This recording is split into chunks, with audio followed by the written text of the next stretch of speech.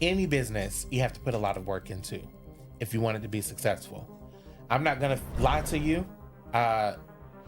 Running a business is hard. Make content with a purpose.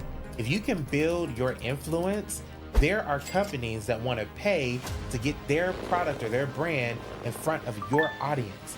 People will pay you to take them from point A to point B. And here's my top pick. My number one pick of businesses to start if you want to be successful in business is, so out of all the entrepreneurs that I work with, especially new entrepreneurs, they are always asking, well, what business should I start? And so in this video, I'm going to go over my top 10 businesses that you can start if you're looking to jump into entrepreneurship. What's up, CEOs? It's Coach Nick. Welcome back to the Launch and Profit podcast, where we talk about everything launching, growing, and scaling your business. And in this episode, I'm going to talk to you about the top 10 business ideas that you can implement if you are looking to get into entrepreneurship. And here's the thing. There are some ideas that are harder, that seem easier, and there are some ideas that are easier that you may think is harder. And so we're going to start our way back. I'm going to go from the ideas that you may think is easier, but they're actually harder. And then on the very last one is going to be my top pick. Actually, the last two are going to be my top picks that you can make a lot of money in a little bit of time. So let's get started. So idea number one, drop shipping. Everybody comes to me and they're like, oh, I want to drop ship. All I have to do is go to Alibaba or whatever Express, and I can get these products and just ship it out. So drop shipping is where you are literally purchasing from a manufacturer, or you're not even purchasing from a manufacturer. You're selling for that manufacturer. They're packaging it. They're shipping it. Everything is going through them, but you are the face. Here's why a lot of people think that that's easy, because you see these YouTubers who's like, oh, I made like $10,000 in like an hour. And what you don't realize is that it takes a lot of work to move that many units. I want you to think of something. Let's say you have a goal of $10,000. Let's do some math here. So let's say you have a goal of $10,000 and you drop ship something for $10. Well, now you have to move 1,000 units to get to that $10,000 goal. Let's say you sell something for $20, right? Because again, when you drop ship, you're usually selling low ticket products, right? So you got $10,000 goal divided by $20. You have to move 500 units. So this is why if you have a large following, even if you have a large following, they don't always buy. But if you have a lot of money to put into marketing, drop shipping could work, but it's still very hard to get it to pick up and for it to be profitable. So drop shipping could be a good idea, but you need a lot of resources to make it pop. The next one is t-shirt and apparel. If you are trying to create a t-shirt line alone, it can be a great idea, especially if you have a niche market. But again, how many shirts do you have to sell to get to your revenue goals? If you could create a service where you are creating t-shirts for churches, for schools, for government agencies, for groups, for homecoming, well, now you get into the premium market. So it's not that you can't create your shirts, but unless it's an idea that a lot of people can get behind and they want to purchase and continuously making purchases, it can be a difficult and challenging idea as well. All right, idea number 3. This is for my folks who have something to say and something to write. Ebooks. Ebooks are great, but they're great as lead magnets. What's a lead magnet? A lead magnet is a free or low ticket piece of information or item that you use to capture leads for your business, right? But to sell ebooks alone, again, we go back to, if you want to make 10K and you're charging $5 for an ebook or $7 for an ebook, how many of those do you have to move in order to get to your revenue goals, right? Number 4 is vending machines. Oh my gosh, everybody comes to me and they want to start a vending machine business. What you don't realize is that unless you have multiple vending machines, it will never get you to your revenue goals that you want unless you are in like a very poppin' place, which again, at that time, you can only put so many products in one machine. So if you want to start a vending machine business, it can be profitable, but the play needs to be, I start one vending machine business, Once we get to a certain revenue, then I start another one, and we have to make sure they're in high traffic areas, right? So it can be successful, but you got to put a lot of work behind it. And let me be clear, any business you have to put a lot of work into if you want it to be successful. I'm not going to lie to you. Uh, Running a business is hard. There are easier ways to do it, but it's not for the faint of heart. It's not for the weak of heart. You have to have grit and gall to be successful in business. So you may as well do something you halfway like. You may as well do something you can charge a premium for, that you don't have to do too much work behind to sell. The next one is hair, skin, and beauty care products. I love my ladies that come to me and they want to sell hair or all natural skincare products. Let me tell you, the way to make this successful is to leverage. How do you get in front of multiple people who want to buy your products and services? I have this client and her name is Queen, and she sells all natural skin and beauty care products. And when she was coming in, at first she was just trying to sell on social media. She was like, Coach Nick, I don't understand why people aren't buying. I'm posting on social media like I'm supposed to. I'm going live. Like I'm doing the things that I feel like I'm supposed to do that they said on YouTube to do, but it's not picking up traction. She made maybe a couple $100 a month from selling her all natural skincare products. I walked her through my launch strategy, which again, if you want to learn more about my launch strategy, I'll put a note somewhere in the description or the show notes where you can take that training. I just did a free training on it, breaking it all down. But in essence, the strategy is create a launch event. So what I had Ariel do, I said, well, do you think you have friends who have something special coming up? A birthday, bachelorette party, anniversary? Well, yeah. So, well, why don't you have your friend gather their friends, throw a party, and tell them that you are going to come and you're going to bring a bottle of wine, maybe some cheese and crackers, and you are going to do a presentation where they can try your skincare products and where they can even maybe make some like shea butter, like she has like shea butter with different flavors or whatever. They can even make those on site and tell her for every sale that is made at her party, you're going to give her commission. I'm giving not all the game, but most of the game. Okay. You're going to give her commission. That girl brought 20 other ladies to that party, and Ariel walked out of there. Now, mind you, before she worked with me, she made like maybe $100 a month. After she worked with me and after she started to create this concept at this party, she made $1,000 at that one party. $1,000. Now, for some of you, y'all like, oh, $1,000 ain't no money. Listen. If you knew that you were going to go to this party, if you were going to have a party and you were going to make $1,000 and now you're going to do that. And now she did that every Sunday. Every Sunday she had a booking for a sip and shop. Now you're making $4,000 to $5,000 a month as opposed to making $100 a month. Makes sense?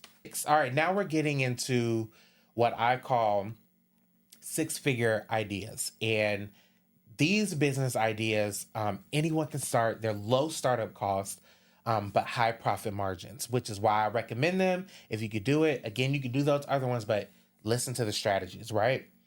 Service-based businesses. Here's why service-based businesses are super easy to start and easy to make profit, because you don't really need to purchase anything before you make your first sale. So whether you are wanting to be in catering, you want to be an event planner, you want to be an accountant, you want to be a virtual assistant, you can make a lot of money doing that without having huge overhead and expenses. So a lot of service providers that I work with outside of coaches and consultants are usually caterers. And a lot of them feel like I can't get started until I have my chafing dishes or until I have a kitchen, until I have I've made my rented a kitchen or all these things. And the first thing that I tell them is, no, you don't actually. You need to go get your first sale first, and you need to make sure you're charging appropriately so that when you make that sale, now you can buy the things that you need. And so let me give you guys who are caterers a play real quick. Maybe we'll do a whole episode on this because y'all like this on TikTok. But if you want to provide chafing dishes and china and silverware and all of that stuff, you need to rent that out to your customer. And then you use that money to either purchase the inventory or subcontract and rent from someone else. Again, this play even goes for event planners. So at first, I was trying to do the centerpieces, do the decor. I'm terrible at decorating. So it wasn't until I started charging more. Now I can pay a florist to come in and do the centerpieces. Now I can pay a balloon artist to come in and do the art, right? I can pay an event designer who doesn't want to plan the event. They just want to come in and set up the full event. And now I just show up and schmooze my client. Service-based businesses is definitely the way to go. All right, number, what is this, 8. A wise person once taught me that proximity is power. And it's true. 10 years ago, when I started my event planning business, I had no customers, no revenue, no clue. And when I started to build a tribe, not a circle, but a tribe, I was able to start working with some of the biggest Fortune 500 companies in the country and build a 6-figure business. So now as a business coach, I've taken the liberty upon myself to start a community called CEO Nation, a community for entrepreneurs who are looking to launch, grow, and scale their business. We have monthly workshops and coaching sessions, monthly Q&As, resources, and not only that, you get to network and connect with entrepreneurs from around the world. And you can get started today for just $1. So click the link in the description and get started today. Affiliate marketing. Okay, so this is for my people who you have a nice size audience. You got something to say. You don't mind getting on camera. You don't mind getting on YouTube, making content. Don't just be out here in these streets making content. Make content with a purpose. If you can build your influence, there are companies that want to pay to get their product or their brand in front of your audience. This is why we're doing this podcast. This is why you should do a podcast. This is why you're going live on Instagram, or you're doing testimonials and tutorials on YouTube, or you are dancing on TikTok. Garner eyes, and then you need to approach people with budget and money that will pay you to get in front of their audience. I'm getting ready to help this. I have a client who is an author, and we're getting ready to launch her books. And we are using influencers to promote her book. Would you know, when she started working with me, she was making maybe, again, selling a couple of books. I think when we started working with her, again, I'm not going to name drop, but when we started working with her, she has been writing books for the last 5 years. Over 5 years, she's made $5,000 with her books. Well, after we started working together and we implemented this strategy and other strategies, now she's made $1,000 in a weekend selling books, leveraging influencers. So again, affiliate marketing, build an audience, create content, attract corporate sponsors who want to get in front of your audience and will pay you to do so. All right.